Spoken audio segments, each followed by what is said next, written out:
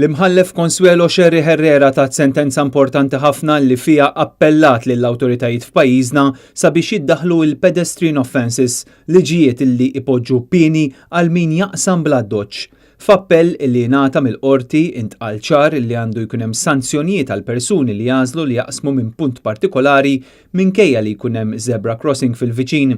L-imħallef kienet qed tagħti s-sentenza tagħha fil-każ ta' raġel Tork residenti San Pawl il-Baħar illi s-sena li għaddiet kien ikkundannat 32 xahar ħabs u skwalifikat minn kull liċenzja tas-sewqan għal perjodu ta' 4 snin wara li kien instab ħati mill-ewwel qorti li tajjar u b'mod involontarju qatel tifel Libjan ta' 10 snin illi kien qed jaqsam it-triq.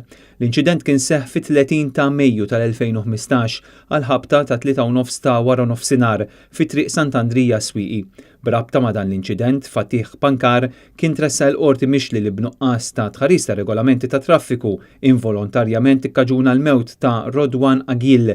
Iżdissa fl-appell il-qorti bidlet deċiżjoni għal sentenza sospiża minflok ħabs effettiv fil-waqt li appellat biex ikun hemm aktar għaqal minn nies li jkunu mexxin fit-toroq. Għal Fatih deru l-avukati Jason Azzopardi u Chris Buzietta.